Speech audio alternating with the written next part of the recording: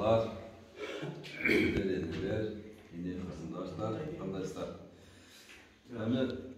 Бұл Миялы айыл өкіметке де, айыл өкімесі, қанша қожалық бар екен? 96 қожалық бар. 90 жақсы екен, жеріңер қандай, іштете тұрған жеріңер? Біздікі қайрақ основной. Основной багар екен, да? Суға жер аз? Суға жоқ, су жоқ есебілі. Бірінде бұлақ сусы бар, ошо бұлақ сусына байланып отырады ошо жерде. Өзі мал өзі ошо. Бұлақ жақсы да шыға? Бассейн болғансыңар ғой? Жоқ. Аквалар жақсы болды. Ақыл, одан басқа жоқ та. Соны неме қылсыңар еді, су сақтағы қылсыңар еді. Кішкене сері дегенде бағы алма ертеге көпте толғаныңардан кейін су жоқ болып қалса қиналып қаласыңар. Үшін бағы жерде үйге үй мына немеде мен арқа деген тополам болып немеде Баткенде ұрыш болды ғой. Ошо арқа деген айылда жанында жаштық, достық деген көйлі айылдарда Баткенде өздеріне ең чоңу мына ушул комнатадай ең чоң. Ең кичинеси ушунун жарымынча. Ең кичинеси ушунун жарымынча бетондоп туруп өздөрүнө водохранилище кылып алган. Кичинекей үстүндө жаап коюшкан. Бир эле кичинекей эме салып туруп, баягы эшик калтырып коюшкан. Челек менен алгандар. Азыр челек менен албай калышты. Азыр ошону дагы жаап туруп муздап турсун деп. Баа жерге шланга салышат дагы насос менен тактырып чок жерин эме кылып атышат. Ошон үчүн сөзсүз түрдө мына бактылар турган болсоңуздар, эң эле аз дегенде бир 10 тонналык емкость өзүңөргө жасап кылат. Onu ustalarga айтсаңыздар прикасты келип эле мындай чепчөсүн чизип, же болсо башка түрүндө бири-бирине жардам берип жасасаңыздар болот. Анан бир аз кайкалатып жасаганды үйрөнүп, суу көбүрөөк батат да. Кайкалатып жасап, үстүнө плитка таштайсыңар, же болсо монолит куюп туруп, баягы муздактагыда, муздак болот да сууңарда. Ошол өкүмчүлөр сизге. Кольцовой жакшыбы же бутчу жакшыбы? Төрт бурчтуктуу же круг жакшы болот. Менимче, эгерде неме кылса, баягы кольцовой ограничение болот да. Кольцовой өзү диаметри бизге белгилүү да. Берки өзүбүз куйган жакшы болсо керек деп ойлойм да. Себеби арзан. Ошол тегерек кылып куйган жакшыбы же төрт бурчтук кыласың. Төрттөн жакшы. Төрүндө төрт бурчтук кылып эле. Анан немеде мына булактан акканда баягы кошо бирдемелер агып келип, андан мына түбүнө тунуп калат го. Ошону бир жылда бир жолу дезинфекция кылып, жууп, тазалап коесуңар да, 2000 кургап турган дагы суу куя бересиңер. Бул емкость жөнүндө сүйлөдүк, бул суу маселеси боюнча сүйлөштүк да. Анан неме боюнча сүйлөшө турган болсок, туугандар, багында эч качан менин жерим арык эле, менин жеримде эч нерсе жок, ондой мындай дебеңиздер. Мына туугандар, мына жерди горшоктой кылып эле пайдаланасыздар. Горшок. Мына жер турат го.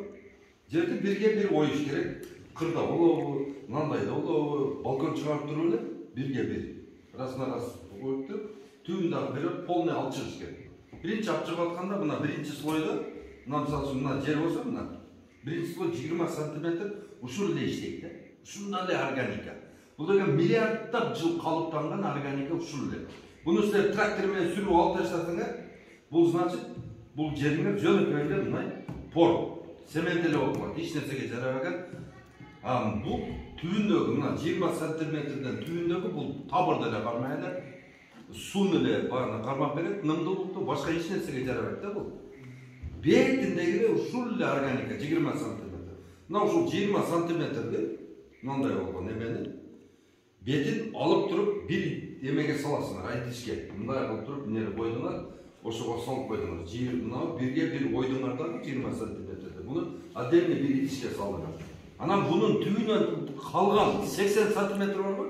80 сантиметр полный алып туруп бул жака чыгарасыңар да, эгерде ташы болсо, ташты эле бересиңер дагы. Элеген себеби кокон гилас, анча-мынча ошол көсөчкө үйдө ташты жаман көрөт. Таштан тамыр такалса эле багындай кайра тебилет дагы ошонун коргоп калат. Ошон үчүн майда мынадан чоң болуш керек да таш. Мынадан чоң болуш керек. Болсо мындай академияда өткөрүп калат. ушунусун кыласыңар дагы буну полный алып туруп ээлегенден кайра ордуна саласыңар. Кайра ордуна салып туруп, мына ордуна салгандан кийин кайра толду мына. Бар. Кичине калды. Мынадан кийин буга биринчи алып койгондо буну дагы ээлейсиңер. Таптаза кылып ээлеп туруп, анан буга чириген, bir 5-6 жыл чириген, же болбосо ошол 5-6 жылдык чириген кыкты дагы азырдан даярдаңдар.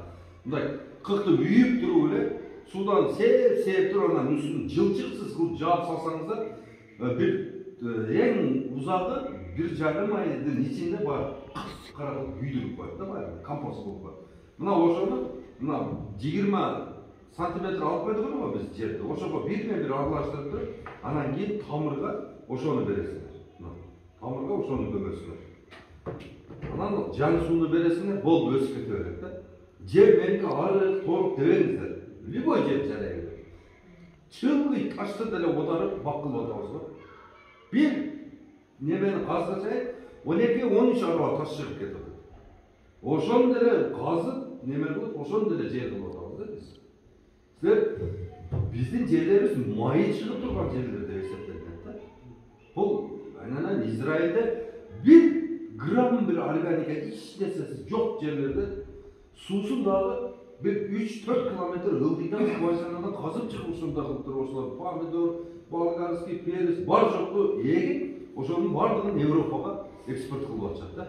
Саудия Арабияга берип атат ошолор. А биз болсо ушундай майы чыгып бар жогу жыргал жашоо кыла турган жерде биз өзүбүзчө кыйналып жашаганыбыз кыргыз үчүн уят. Жылдан жылга эми элдин немеси эси кирип атат. Эл жылдан жылга ушуга өзү мындай hareket kılıp atat. Uşul emeni biz bardığımız birikip durup bir türlü misal için uşul Kızılordu, Yeşme, biyağı Akcar, biyağı Karatay bardığlar bir türlü mömölü taraf oturmuşsunlar gerekte. Oşonda misal için gelgenlere, yer estetkenlere oşun gayerinden bolasın deseler nereden bolar? Sizler jakta badam жаман көп да деп ошентип сүйлөп калыш керек да элдин бардыгы. Мына ушу бадамдын жеринде ушулар. Анан силердин бадамыңар эртең күндө болот дагы үшүк урат, акыркы карлар урат неме. А биз берген бадам 10 апрелден кийин гүлдөйт. Уже барча өтүп кеткенден кийин суу да ысыгы да барча өтүп кетет. Ушу норма болуп калгандан кийин 10 апрелде гүлдөп берет, болду. Жылдыга түшүмүн алып, жылдыга акча кыла бересиңер. Азыр ушул биотехнологиялардын жетишкендиги, селекциянын жетишкендиги ушул эмеге алып келди да бизде. Эмисали азыр корко бересиңер да, күчүк алып кетет, кеч калып кетет деп. Жок, ону биз чечип атабыз да. Ону ушул биологдор, ошону деген агрономдор, ушуну селекционерлер ушуларды чечип атабыз да. Ушундай болот, Кудай кааласа. Ушул көчөткө bizde hazır zakaz verseniz de olur, erten zakaz verseniz de olur, bürsügünü zakaz verseniz de olur. İlminle oşul, onunla giyin güldöy turgan badam sizlerge alып kelip bereriz. Mına oşul badamdın bası hazır. Bazarda bayağı spesifik kılıp biri Mongoliyadan, oşul Kırgızstan'dan neme alamda da bayağı da. Suqa fruktı, almalı kakın, kaynalıkın, canqa, miste, badam de oşul. Ana var öyle demin alsam, ayağım dedi, Abdullah dedi, bu bardığı dedi, Özbekistan'dan gidiyor dedi. Bizden oşu bir kara örü göz var eken de, oşu aksı, jaksı egip koyup dedi. Anan keyin nememiz var eken, bak kendin örügü var eken de, kalgan badamındağı, mistendağı, bardığı başka jaktan gelet eken deydi. Başka jaktık eken de. Yani çın da ola alıp görsün, bizde hemen товар чыгыш өтө кыйын болуп атат да. Товар чыгарайын десең эле биз өзүбүзгө өзүбүз душмандык кылып атабыз да. Же малыбызды кыя албай атабыз, же багыбызды кыла албай атабыз да. Же малды кылыш керек, же бакка өтүшүбүз керек да. Анан бакка өтсөк эле болду, иштин баардыгы өлдү, эт жебей калат экенбиз деп ойлонбогула. Биз аны да чечкенбиз. Ар бир немеге гектар жерге нормасы өрдөк боло турган болсо 800, каз боло турган болсо 400 каз. Ар бир дагы эңгек чоп албайсыз да. Ошолор өздөрүндө орок берген оргондой тазалап тура берет экен да. Сиз только суусун берип эле баягы өрдөктөрдү. Karap tursanız ошонун içinde ne çevirtke uçup kele, je bir koңгузу кирип калабы, ошону кууп жеп, эч нерсе койбой, бактын түбүн тазалап, анан кийин пичи болуп калып жерге түшкөндөрдүн ошонун баардыгын өзү жеп тазалап тура берет экен да. Анан кийин өзү ошол жерди bir 3 жыл өрлөп бага турган болсоңуздар, баягы жерде ошол жерге жетиштүү элементтердин баардыгын берип коет экен да. Анан азот алып, жа бир нерсе кылып, убара да болбойт экенсиз да. Өзүнөн өзү мындай bir iş менен эки иш болот экен. Анан баягы 40 килограмм болуп кирип кеткен чөчө күзгө мал 4 кило болуп чыгат экен да. Анан onu союп алып, жей берип, onu бирөөнүн огородуна кирип кетти, окуй деп кайра кире берсин дейт. Тазаласын, жардам болсун бизге дейт. Бакыт кылып коет. Бардыгыбызга жакшы болот да. Эми бу жерде мында карап турам, ошондо түлкүлөргө жакын экен. Ошо түлкүлөрдү карайсыңар да. Видеокамера коесуңар, эмне кыласыңар карайсыңар да. Hem tülkü degen gele özünün neme, her bir nemede üşür var da tülküge çaçasın, anan da kurkumuzga kadar veresin de, anan kalgan jeydi özü sonra bardığın özünü Allah Taala bergen özünün rızkısını jeydi, anan kalganın Kuda kalasa bizge bardığımızda jetet. Köçet kançadan emmişlerdi? Biz köçetimiz bardık köçetler $4'dan, 336 son dolar. $4'dan Türkiye'nin en sapatlı köçetleri bu Türkiye'nin oşul pitomnikleri jönündө neme kichine ma'lumot berip keteyim. Türkiye'nin pitomnikleri o 1930-жылкы, 1925-жылкы, 1910-жылкы ошол азыр bir kılım bolup, bir kılımdan beri işlep atkан pitomniktер менен işlep atабыз азыр. Булардын өзүнүн лабораториясы бар.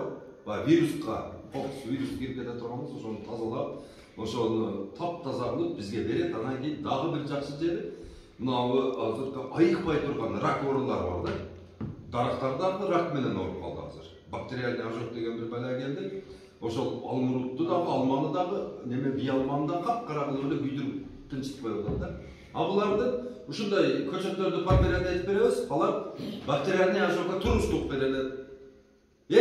Oğru ошол азыр дарак үчүн. А калганы өзү менен өзү азырын жакшы берип, суусун жакшы берип, бутоо системасынан жакшы коюп алсаңар, ошон менен анан бак болуп кетет туугандар. Анан 1 гектар жерге 650 бадам батат. 10 сотик жерге 65 бадам батат да. 10 сотик жерге. Мен карап турам, жерде жатат жерлер бир 10 сотик, 15 сотик, 20 сотик эле жерлер экен. Анан ушул Miyavlı boyunca karasam ne gördün? Bakın tal terek gördün. Göbüz Moskva'ya barganbız. Moskva'ya barganda bir kvartirada 19-20 alap yaşap kalgan vakit bolgan. Oşonun içinde bir gevki adamlar var. Hiç birölerge şu gün vermeydi de. Oşonda sassız adamlar olacak. Buna tal terek de oşonda belada. Almağa yaşıyor vermeydi de şunda içe. Oşonun için tal terek, mecrun tal, bakar terek, orus terek, Kıtay terek bardığın tüyümenen alıp tüyün daha kazanmalı. Eğer de tüyü kalıp atırmamızda 12 yıl, 13 yıl olsa çilip bütküçe o yerden ziyankeşler çıkıyor. Osa sasıgan bir adamın canına yaşarken gelmek var. Misal için güyün sasık olsa da acıraşıp gelken hareket var. Yok içinde durup, ya ayalım sasık olsa da terek benen alma durmuş kurar be. O zaman eski yerden çıkarıyorlar. Acıraş gerek var. Getiriş gerek. O zaman yani bu tamam sağlıksız. Badam da köçetler var. Badam var, alma var. Bu alma şu Red Chief, Golden Delicious, Granny Smith degen 3 almamız var. Red Chief'i kıpkızıl, bunanday, güldöy kızıl.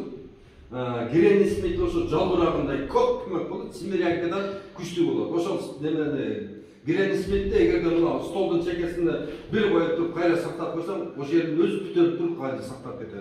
Evet. Şunday. O da kayakçılığı Kırgız'ın almasına düştü mü? Kayakçılığı almasına. Ake, mına Kırgız'ın alması dep kaysa almanı ayıp verelersin bana. Mına misal için siz ayıttınız. Bizde Özkan almalar dedim. Sen başka yaklarında kaçıştı o? O, var mıydı çakşı? Mına bizden toprakta gelgen... Özgürlüğünce bunu kavalar. Yok, o hiç kim deme kalan yok. Siz bana maktav atkan bayağıdır. Jonathan degen alma var mı? Jonathan de olmamız. O Amerika'da gelgen. Zолотой ранет дейбиз го. Ол да Америкадан келген. Смирянканы бар го, Смирянканы. Баягы мен айткан Гренни Смит менен чаңдаштырып оны чыгарган Смирянка. Бардык сорт жакшы алмалар Америкадан келген. Бизден өзүбүздүн баягы мамакова энебиз жеп алган алма бул Казакстанга түшкөн. Бул алманын родинасы болуп, эң биринчи Казакстан эсептелет да. Алла субханала таала алманы биринчи ошол Казакстанга түшүргөн экен да. Ошо Казакстанда анан таркаган экен. Бирок селекция боюнча, окумуштуулук боюнча Америка менен ошол Россия жарышып, анан акыры ошо Мичурин өлгөндөн кийин анан кийин Америка алып кеткен да бар жокто. Шпионаж менен. Ошол Мичурин биринчи чыгарган экен, Пол Карликте. Биздикилер эретөрө көрбөй, жүрө берип, документ бир жерде жата бергенде Мичурин өтүп кеткенден кийин баягыны шпиондор урдап чыгып кетип, анан кийин ошол Карлик, Пол Карлик ошо Америкадан тарады да. Ошондой туугандар. Суроолор болсо бериңиздер, азыр акырын жооп бере берели. Бир четте сизден баштайлы. Мына сиз бересиз, анан бияк ошо кетет да. Азыр эми бизге основной ушу жердин кайсы составына кандай неме түшөт ошонун алдында жардырып ошо карап эсеп ташып коюп ошо. Кандай не кылыш керек? Эми бияка 1500 метр деңиз деңгээлич. Ар деңиз деңгээли баягы 3000 метр да, 9000 метр. 100 метр көтөрүлгөн сайын өдөй карат. Температура 1 градустан төмөндөй берет да. Бул жак бир аз салкыныраак жер болот, мына Кызылордоч, артан кечирээк болот, турат. Ошо бул жак алма болот, сибева болот, карагат, малиналар көп сорттор болот. Анан кийин бадамды сразу бак кылып кетиш кыйыныраак да менимче, бир эгип көрүш керек да. Акыркы үшүк качан кетти? Ошо метеорологиялык станциядан баягы даныйлар чыкса 15 жылдык. Акыркы үшүк качан болду? Баягы кышта кайсы кар качан эми түштү. Минус канчага чейин түшөт, плюс канчага чейин ысыйт. Ошолорду билсек, анан ошого жараша биз отургуза берет элек, бирок ал данныйды биздин Кыргызстанда жок бербейт, ошон үчүн эгип көрүш керек. Бул бадам 2-3 жылда результатын көрсөтөт, анан бул кайрак силердин жерлер көйлө кайрак экен, бадам эксек жакшы эле.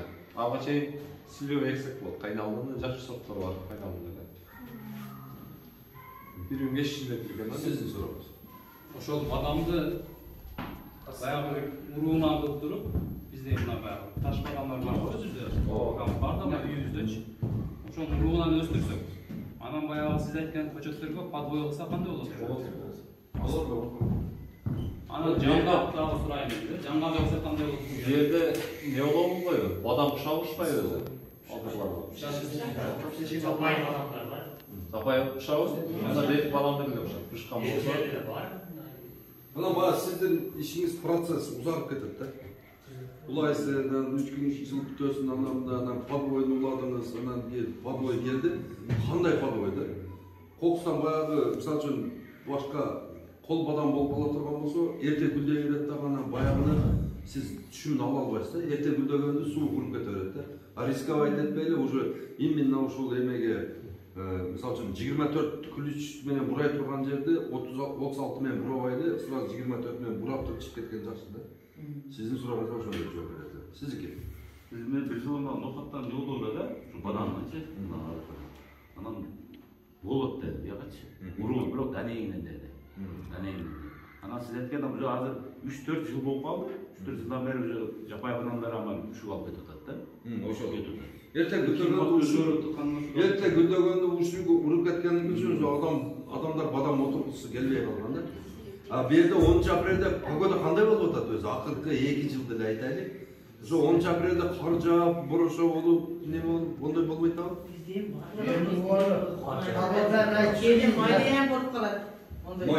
Майда өзү гүлдөгөн малда мисалы үчүн, ошо гүлдөгөн малда өтүп кете турган болсо, түйүп алгандан кийин ол баш бере берет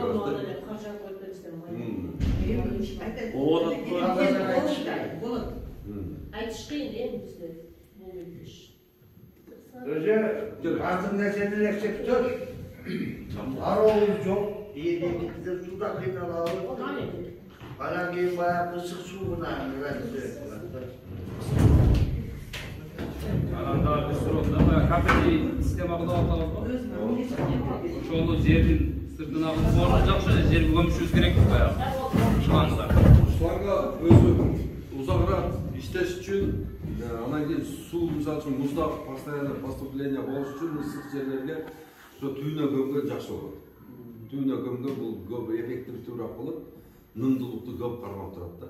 Чем мисалы үчүн суу бетинде турганга караганда бир идиштин ичинде тура турган болсо узагыраак турганда эле ошондой түйүнө көмгөн жакшы болот. Ошо түйүнө көмгөндө биринчи көчөт эккенибизде баягы коюп атабыз да көчөттүн өзүнө. Баягы көчөт чоңойгон сайын ушуланган жидиришибиз керек же ошо жерде боло береби? Көчөттү уже баягындай эме кылып аткандан кийин баягы өзүнүн немеси бар. Мындай ачкан жеринде узун кичине шлангачасы бар да. Биринчи эмеге кылганда сал алысыраак кыла бересиңер эме шлангачасын сыл сайын кыскартып турасың. Акыры бияка келгенде уже не надо болуп калат да. Түшүндүңүзбү? Прямо өзүнө түшүп калат. Ниче шланга улап коесуңар, уже келе берет, келип туруп акырына келгенде уже пипеткадан постоянно иче турган болот да. Суроо?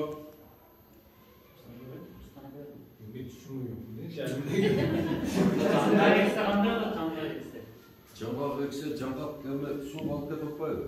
Куршапта бизде жаңгагыбыз бар, 1 жылы болот, 1 жылы суу алып кетет да. Багындай сиз айтып аткандай Кеч гүлдөй турган сорттор барбы? Мына жаңгак болот табылбайт, киребиштеги жаңгагы бар. Болот. Бизде сууга чыдамдуу бир сорт бар, onu берсек болот дегенчи. Качан гүлдөйт ошону байкаш керек. Бизде бардык адамдар жаңгактарыбыз кеч гүлдөйт, бирок кеч уйкуга кетет да. Бирөөсү бар, эртең уйкуга кетет. Ошону берсек болот. Булар кеч гүлдөйт, түйөт дагы, бирок бир жылдык шактар үшүгүрүп кетет да. Кыш киргенде алар пишелек болот да, шактар кеч уктаган үчүн. Ошон үчүн вегетациялык период узун жактарга беребиз, анан фермер деген жаңгакты бияка берсек боло берет. Бизге мына текстине тегелип бар го. Ооба. Ошол жерде бир 10 күн 15 күн радиус болсо керек. Аны жаз келиши, немелери. Бу жерде өзү мына акыркы ушул эмелерде мына мөмө жемиш боюнча алма алып атасыңарбы? Алма болуп атабы? Болуп атабы. Онда алманы эге бергиле да. Ошо бизге алманын кайсы сортунда жакшыраак? Силерге суук жерге редчиф, азыркындан полукарлик редчиф, голден делешес анан гренис, бир көк, бир сары, бир кызыл алма бар. Ошо үчөөнү бири-бирине чаңдатыш болуп түшөт, ошону отургузабыз. Онун кайсы айтасыз?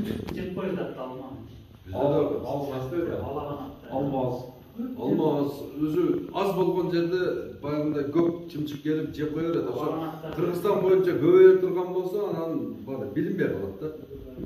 Үлгүрбөй калат. Кайсы бирисин жейишти билбейт да. Анан ошол немелер жей турган кылып туруп, алмадан бир аз ширинирээк кылып туруп, мындай водозабор ошо суу алган жерлерге суунун бойлоруна мына тал терек экпей, кайнолуп эрте пыша турганда эксеңиздер, чымчыктар ошо менен алек болуп калат дагы, бияк сакталып калат эле да. Силер тал эгип койсоңор, талды жей бербейт да. Алма кайнаудан кийин чыкпайт. Кайналманы кечки сорттор бар бизде, кечки сорт. Июндан баштап, ошо майдан баштап, сентябрь, октябрь чейин бышкан сорттор бар. Октябрда кар жаап коюп атабы? Жок, октябрда. Октябрдын 20 Ошо октябрдын башында быша турган жакшы шапталыларыбыз бар да. Бул жерге курт аз түшөт, ошо шапталылар өлө түшөт эле да. Шапталы ташып эле жатып калат элеңер ошко. Шапталынын килограммы 100 сом болгондо быжак да ол. Ошо аларды айтпайсызбы? Бардыгы $4. Бардыгы $4. Башынан баштап аягына чейин. $4 десең эсе болуп кетпесин бизге. 336 сом. 336 сом. Неме? Силер бардыгыңыздар тойго көп тез ошко каттап турасыңар го. Азыр эч ким айда той өткөзбөй. Элдорадо деген немени билесиңер да, ресторан. Бардыңар билесиңер. Ошонун капталында холодильник бар. Бизге ушул тойханалардын пайдасы ушул алма саткандарга раса тийди да. Ресторанда айтсаң эле билем дейт да. Болду бара. Шапталы көп, сууну көп жейт да. Шапталы сууну да көп жейт, азыкты да көп жейт. Себеби дегенде ол 100 кило алат да. Бир алма. Тамсылатып барасы. Анан мал көп экен, мал көп жерде силер биогумус кылышыңар керек. Азыр Dünya жүзі бардығы органика тамақ ашқа өтіп отады. Органика таза азық өтіп отады. Анан кейін onun üstüne бағы емеде өлгіде қымбаттап кетті. Шок. Азот, селитраның бағасы сіздер толы жүріп ұқпай айтсаңар керек. 60 сомға шығып кетті уже. 50 сом бияқта қалды уже. 60 сомға шығып кетті. Еме елестетіп көргілі. 60 сомдан ақпеліп егін қылып көр.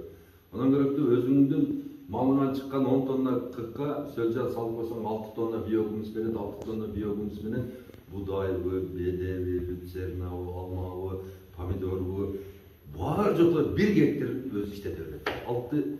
10 тонна 40, 3000 сомдық сөлжан, ошону менен сенин ошо өмүр бою эми баягы азотко болгон муктаждыгын токтойт.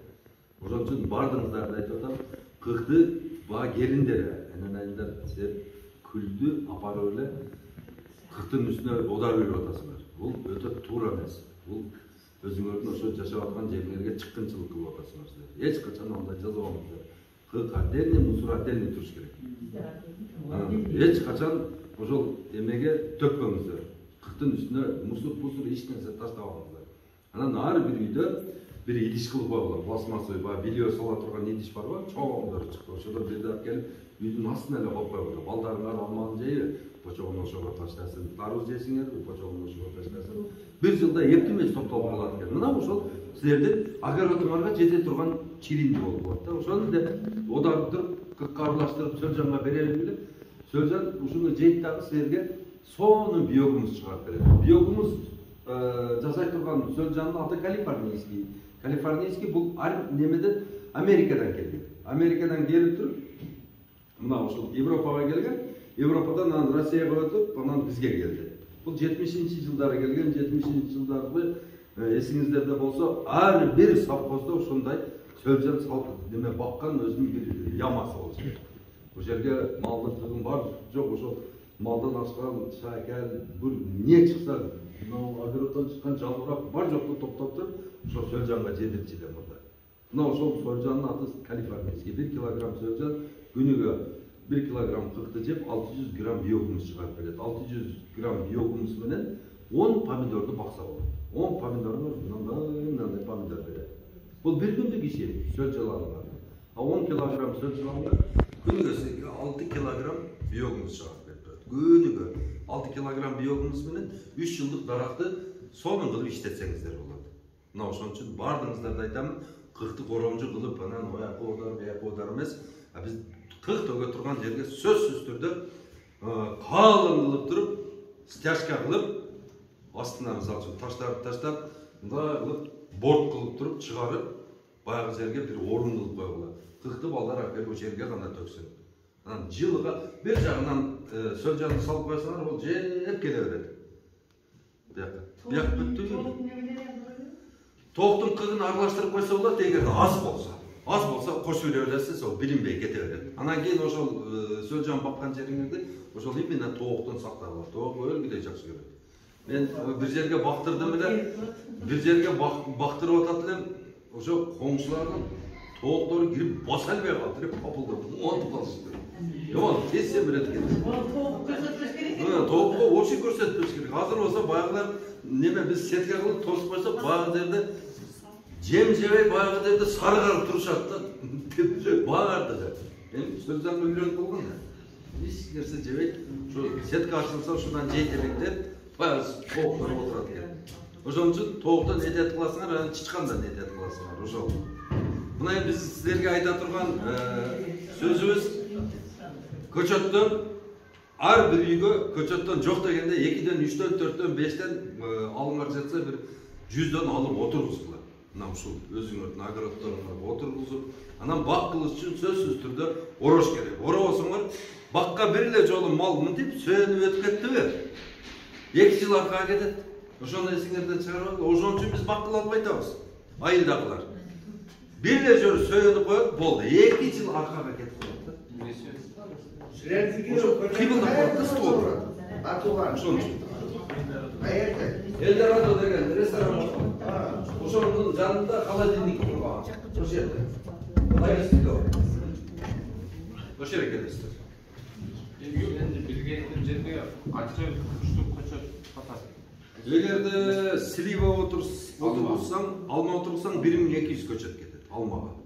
Слива 660 кетет, бадам да 660 кетет. 5 ке 3 отыргузулат. Алма 2-ге 4 отыргузулат. 10 сотық жерге 120 көчөт батат да биздин көчөттөн алмадан. 10 сотық эле жерде. Ар бир алма баралына жеткенде 100 килограммдан алма берет. 10 сотықтан 12 тонн алма сатып турасың да. Күчүнө кирген. Ошон үчүн мынандай жөнүндө бардык күчүңдү жумшап тосуп алышың керек да. Мал жолобош керек.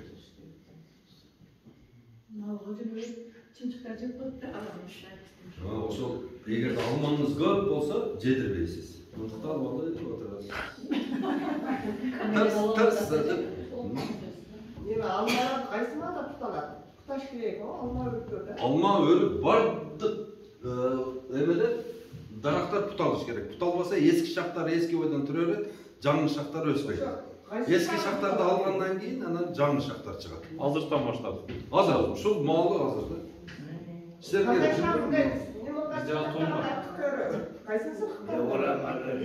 эме азыр неме мындайда өрүктүн дагы алманын дагы бар жоктун азыр түрү көп да. Анан ар бирине өзүнчө 40 карайт да. Анан кийин баягы кырккан адам дагы өзүнчө бир фантазия менен кыркат да. Мисалы үчүн бирөөнү бутатып кетирип берсең бир багбанды, бүгүн кетирип берсең, кийинки багбан келет дагы, өлтүрүптүр дей берет да. Ушундай бир эмес бар экен да багында. Бардык эле багбанды карасаң, биринчи бутап кеткенди мактабайт да, эсчи. Өлтүргөн турбайбы дейт да. Ошо өлтүргөндөрдөн чакыра бересиңер, бир чекеден өлтүрүп кете берет. Башка эле жок, өзүң билбесең, ошо өлтүрүп бутаганда, мында караганда, мисалы үчүн, кичине эле кыскача эле айтканда, мына мисалы үчүн, мынаны карап тура турган болсок, мына үчөө эме талашып атат да, мына лидерство. Талашып атса, мына экөөнү алып туруп бирөө эле калат да. Анан кийин мына шак мешать этип аткан болсо, мынага, муну алма. Буга боздуктагы күн дагы кириш керек да. Ошону тосуп турган болсо, мынаны алынат. Анан мына шакты мына өстүрбөй турган болсо, мында карап көрүп туруп, мына жазган мал көбүнчө мында карасаң, бутактарын карасаң, мына гүлдөй турган эмелери мындай ол өзү мөмөсү бир, анан эркек шагы бир болуп туруп, эки бөлөк болуп калат да. Ошо эркек шактарын эле урдуруп кете бересиңер, бири-бирине мешать этпеш керек да, ачыш керек. Эми самый ошол эмеси күндө ач, шамалда ач. Эки эле эмеси менен эле ала бересиң. Эркегин алып кой, ургачсын. Эркегин алып ургачсын калтыр деген. 3 принцип менен бута берет да. Любой дарак.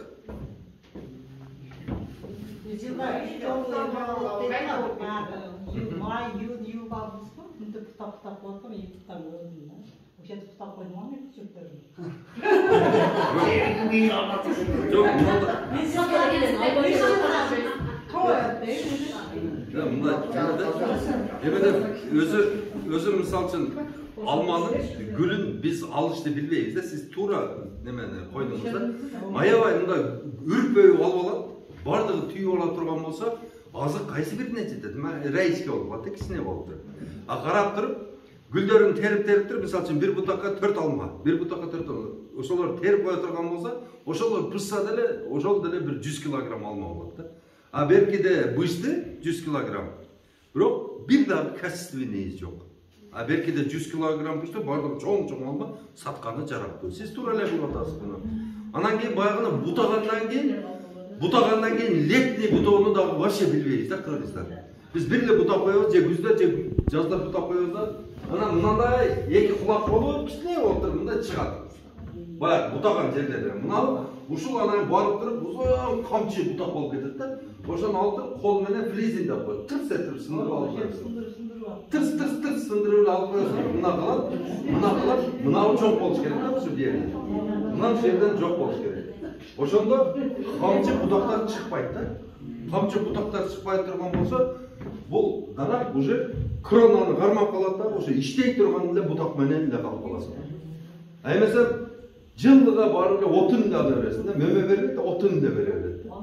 Бак, кырткан сайын бул өсөм деп аракет кылат, ошол флизин тырсылдатып, ошо зерикпей жулуп чыгыш керек да, балдарга да үйрөтүп коюш керек. Мына Өзбекстанда ушундай бутоо менен канча бактарын өстүрүп атат. Мына бизде туугандар Кыргызстанда акча көп. Ушунчалык байбыз кыргыздарчы.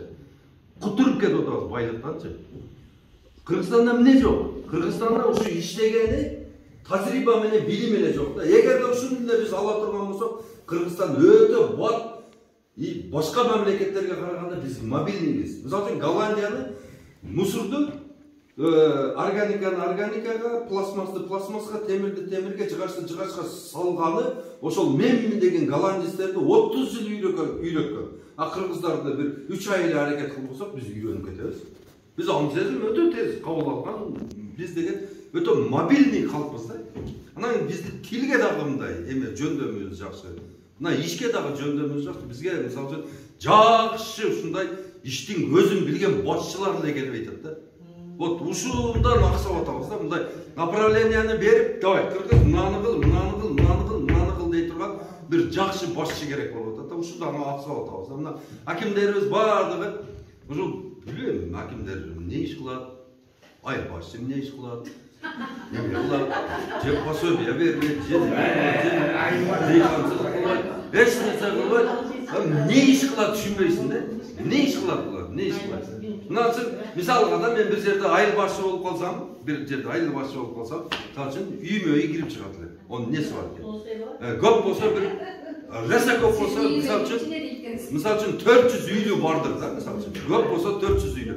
Ар бир үйгө кирип чыгып эле ассалам алейкум, кандайсыз, жакшысызбы? Жеңем чакырың, балдарды чакырың, немени чакырың, бардык тизип алып туруп эле. Маселе мындай, быйыл биз ушул жерде бардыгыбыз биргеликте алма тургуза турган болуп атабыз. Мына огородуңуздун, мына ушундай буякта 10 сотик огородуңуз бар экен. Ушуну даярдаңыз. Кандай даярда? Чукурлугун мынча кылып туруп, казып, бар жокто даярдаңыз. Мынча пул даярдаңыз. Эртеңден баштап мындай биргеликте болуп туруп, бир сорт алманы же бир сорт ошо кайнолуну отургузуп туруп эле, анан кийин ошол кайнолуну мактап отура берет эле. Мына менде мындай кайнолу бар. Мына августтун этегинде бышар. Келгиле. Мына келип ар бир үйдөн мисалы үчүн 3 тоннадан саттырып бердим. 90 000 сомдон ар бир үйгө пайда келтирдим. Мына мен эң жакшы айырбашчы болом да. А булар ошо зыян көрсөтүп атпайбы. Справка келик сом, параллельно, ана кетке.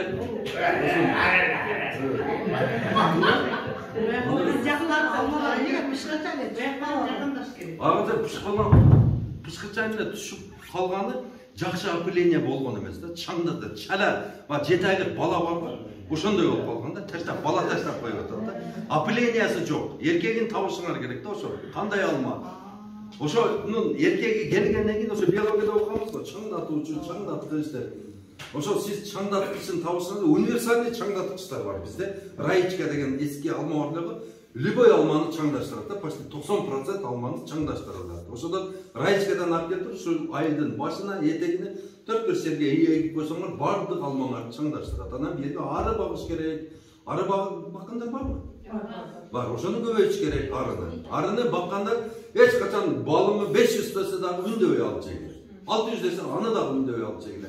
Ары жок боло турган болсо, 4 жылда өзү вообще эл жок болуп кетет да. Биз өзү жок болуп кетебиз. Эч нерсе ары чаңдатпаса, ары жок болсо, айласы жок. Биз мына Кытайлар айласы жок, азыр бир мындай бир неменен тооктун парына окшогон бир нерсени алып алып ошол беркиге тийгизип чаңдатып токтуп, анан чаңдатып жүрүшөт. Айласы жок. Себеби дегенде ары иштебей калды. А бизде сонун арыларыбыз бар, ошол балчыларга бул жерден керек болсо мамлекеттен колдоо көрсөтүш керек ошолорго. Ошолор канчалык арыны көбөйтө турган болсо, ошончолук көп чаңдашат да, көп мөмө алабыз да. Ошого аракет кылыңыздар. Көчөт неге tutпай калат? Мына баары менекке көчөттөр туtup, анан бир жерге эккен көчөтүн ошо жылы ям урап калды, кийинки жылы эксем көктөп улам урап. Эме көбүнчө эле көчөттөрдү биз алганда, токто дейбиз дагы, баягы портерде 28 күндөн бери катып калган көчөттү алып. Кантип өтөт? Кеп камени бери 50 сомса 60га деминди талашып үчүн алып келебиз да. Ол козопаян алып келетсиз. Талашып алып ектиңиз ток жок. Ушо өлүп калган. Көгөрдү да, көгөрдү. Ооба, көгөрүп туруп сарыктандан өтпөй калат да. Ушо биягы тамыры өлүп калган да. Түшүнүңөрбү? Улай ойлоп кеш керек лай боюнча алып келиш керек, же болбосо холодильникте турган, спец холодильникте келген көчөт алыш керек. Деген көп әлі. Көп айтып берем ана. Asta koçerçiliği eğil atkan malda bize ceviz her bulmuş. Saat 10 var başı olup kalır. O yerdeki doktor baştakanda bizge koçert oturduğumuz atılan mal geldi. Oldu, düşündüm. Biz hazırkı gele turgan көчөтүбүz ушул марттын 20-синде келет. Как раз силерге амал келгенде келет. Ошондо алып отургузасыңар. Эми туугандар, баягындай аздан баштаган жакшы болот. По этапна. Аздан баштап, анан кийин мынабы атыңыз ким болот? Карындашым. Апалды апарып эктиргиле. Баягы ар кимдин колунан көктөй бербейт да. Дарак. Апалга апал Göremezsin, tezkereye анча-мынча болот эми. Анардан көктөй. Senin açlarının tuğra. Yerin adamlar sayfası. Ошол апалды чакырасыңар да анан кийин баягы мен айткандай кылып туруп даярдагыла. Мисалы үчүн бир адам жашаш үчүн өзүнө үй кургандай, bir баягы жаныбар жашаш үчүн өзүнө баягындай ийин казгандай, бул дагы дарак дагы бир эмеге муктаж да. Бул жаныбар эмес, бул адам эмес. Демек бунун уясын биз жасап беришибиз керек, бунун жашай турган үйүн. Жанагы мен айтканымдын себеби неде? Любой жерде 50, 60, 65, 70 сантиметрде ошол жерде бир каттуу слой бар да, мындай. Столго окшогон. Каттык болот да. Же аба өткөрбөйт, же суу өткөрбөйт да ошол. Ошону бузуп, сындырып туруп, алып таштап келип туруп, майдалаганыңардан кийин ол канча миң жылдык кайра формироваться этет. Ага чейин биздин ошол алмабызбы, же эмнебиз ол жерде жашабай калат да. Ошол пластты сындырышыңар керек да силер. Ошону сындырып туруп, анан ошондо анан кийин эме көктөйт да. Биз азыр мына менин калпагымча эле жерди оёбуз, мен билем да. Тамыр болсо, мынандай болсо тебелеп тыгабыз баягы. Тебелеп мындай кылып башкачасын акча балтыргандай күлүп туруп. Ошентебиз дагы анан эгип коебуз да. Ал болсо баягы бечара суун ичкенден кийин бир жазылып, бир тамырларым жайайын десе эле такалат. Буяка такалат, буяка такалат. Кайсы барат? Эгерде мен айткандагы бирге бир кылып, анан кийин бул суу ичкенден кийин аш жейин десе, биогумуз турса, бар жокту даярдап берсеңер, бир комнат квартирада баягы жазылат. Туту колун жазып tez önöt de, mövüge tez giret sizler için. Sилердин максатыңар эмне? Муну жөнүнө эгип коюп тургандан кийин кичине чоңойгондон ошого сүзбөй илип алайын деп атасың.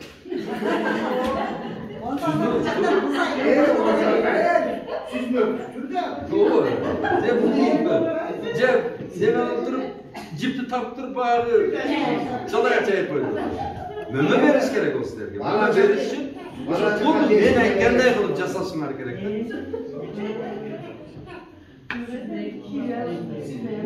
Bo'ldi. Xudo xolasa bor joq yaxshi bo'ladi. Boshqadan nega gerek bu qazib Yo'q, endi bular o'zi. Berkini ekkeningizda keyin ana keyin razницасын чувствовать etasiz da. Berkidan уже рентабельный уже постоянно tushum olgandan o'zingiz ana keyin Dağlaslarda naraka çıldırıp kete verir.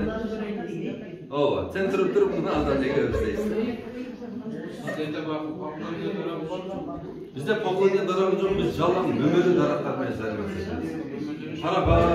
Karagaz, tal, kelek, işlerse satmayız, только mömeli darak. Ancir var sizlerge, ancir eger anar dağı var. Var çok var. Cüzüm dağı var. Cüzüm ekkile. Cüzüm bayağınday soğuğa pişa turgan sonun cüzümдөр var. Bu çay turgan robot var mı? Bu çay turgan robot. Cüzümlerin başka kes sortları var mı? Aydan gelenler var öyle robot da uyuşan. Soğuktadır bir şey öğret. Soğuktadır bir şey öğret. Biraz neme bayağınday açıklırak bulup biraz teçtir cüzümde. Жақсы жүзесіз. Анарда болады, неде болады? Göm koyarsın da. Bilesің бе? Gömüş керек. Мына анарды еккеніңде мынандай қылып тұрып, баяғы қазасындағы бұл жерге арықша қылып қоясың. Баяғы анардың тамырын жылыға жатқызасың дағы үстіне бақал таштап тұрып, Üstüne giyiz taşlap koyuyorsun. Jaz geldi degende alıp taşlap kayra tikelep koya бересиң. Ошо бак суук түшөргө жакын ошо сентябрда уже жалбырагын таштап бүткөндөн эле жаткызып саласың. Өзү баягы анар өзү анар вегетационный өзү мындай гүлдөп немеде 90 деп. 90 күндө уже даяр. Гүлдөгөндөн баштап. Гүлдөгөндөн баштап уже 90 күндө уже даяр. Өзү биздин ылдый жактарда анар где-то апрелдин аягы ошондой гүлдөп калат. Ошо баткен тараптарда сал эртерээк гүлдөйт. Биз мына Ошто ошол апрелде ичип гүлдөйт. Ama özünün gülü daha başka nерсе. Сынбайт, өзүнүн жолу бар да. Бошотосуң, тамырды бошотосуң. Жерди чукуп, тамырды бошотуп, туруп, майда тамырынды көтөрүп, жерден үзбөй туруп жаткызасың. Кийин үйрөнүп калат, өзү жатып тура берет. Шыгапыда калып кетти. Калып кетсе иши калып кетет. Форманы да жаткызасың, муну дагы жүзүмдү да жаткызасың.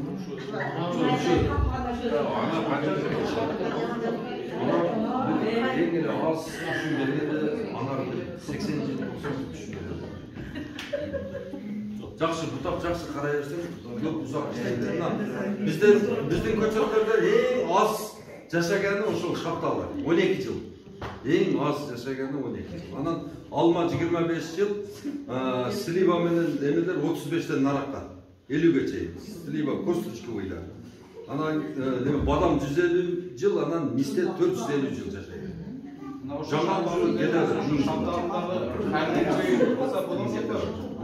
Шапталында карликовый чакандар.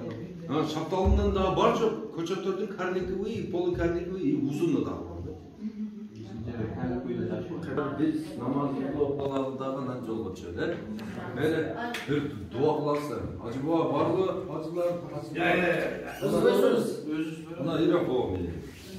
Allah subhanahu wa ta'ala şu жерге келтирип, şu сөздөрдү айтып, бизге ушул жакшы амалдарды жасаткан жалгыз өзүңө гана шүгүр кылабыз. Аллахым балакан жайып тургандардын баардыгы ушул бак кылам деп аракет кылып атат. Алла таала ушул тилегине кабыл кылгын, ушул жерден чоң бактар болсун, мөмө жемишке толсун ушул айы, ушул кыйдан эч нерсе келбей, наоборот, ушул экспорт кылышсын булар. Байлык келсин ушул айылга.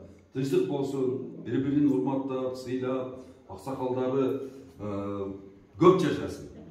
Карысы бар, нырысы бар деп көп жашасын аксакалдарга.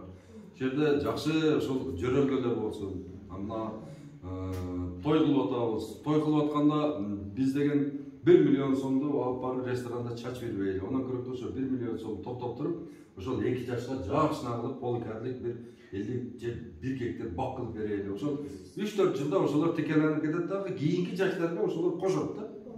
Ошентип бак уланып кетет. Ушул жөрөлгөнү кармашыбыз керек да. Эми баягы көрүп атасыңар пластмассовый калпак, пластмассовый баягы чепкендер бирибизге жабып берип, же олор эскирбеди, же токтоп атып ушул жерде туруп, себет апарабыз, баягы китайский кантка толтуруп, онун баардыгын бечара балдарыбыз жеп атат. Балдарыбыздын ден соолугу жакшы болсун, китайский кан жесе дагы туруп. Не болуп атат? Ушулардын баардыгы бизге зыян болуп атат. Ошон үчүн мына ушул той маракелердин форматын өзгөртүрүп туруп, ошол акчалар пайда алып келсин. Ошол өмүрүндө чыкпаган баягы узун машинага бар жолу толуп чыгып алабыз, бир күндө алдап апарып келет, кайра ошонун янында жүрүп калабыз кайра.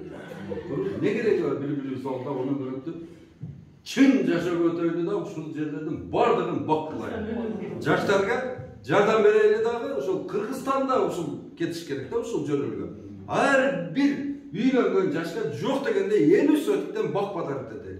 Мына ошолордун кыла турган иши дагы, ошол эртеге жашап кете турган бир мындай арзу үмүтү дагы ошол болот да. Мына ошол келин дагы бул нени көрдүм бу жерде, таштап кете берейин десе, өзү эккен бак туруп, таштап кете бербей жүрө берет.